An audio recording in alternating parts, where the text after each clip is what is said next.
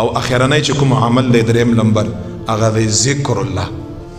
ګوره چې دا پرې نه دی، که روان یې، که ناست یې، که با وضو یې، که بې وضو یې، یعنی په هر حالت کې یې، که په سفر کې، که په حضر کې، که خپل ځای د آرام کې، که په گاډي کې، که روان، هر قسمه رب لا یزال جل جلاله مجده خالق کائنات ذکر کړي، دا خپل زبانونه په هغې باندې څه کړئ؟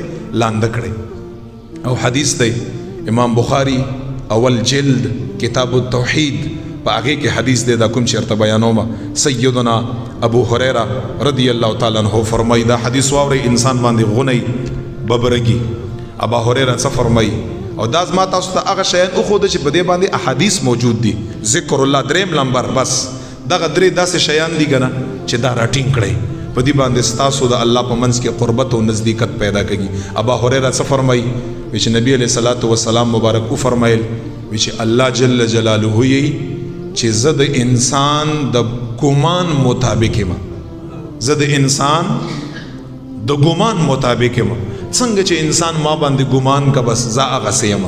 که انسان دا ګمان کا چې دا سیز ماله الله تعالی نشي راکولی، زه یې نه ول ورکوم. او که دی ما باندې دا ګمان کا چې دا سیز ماله رب راکولی شي، زه یې ول ورکوم.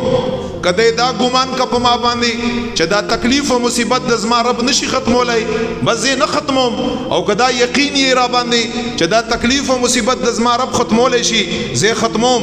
دا بیماری زما رب نشي ختمولی، نه ختموم. دا بیماری د زما رب ختمولی شي، ځکه زما او ستا رب په هر شي باندې قادر دی، په هر شي باندې بره دی، هر شي نه زیات قوت والا دی. راوستونکی هم زما او ستا رب دی، بوتلونکی هم زما او ستا رب دی. فرمائی زد انسان دو گمان مطابق ما. او بیا څه فرمائی؟ حدام حدیث قدسی دی.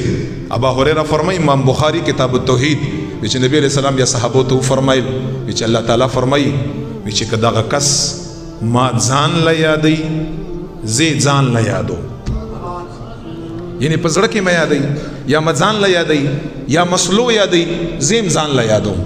خو واوري که زما د خلقو په منځ کې یادوي، لکه څنګه چې الحمدلله مونږ کلمه طیبه جهرن وایو، خلقو په منځ کې یادو.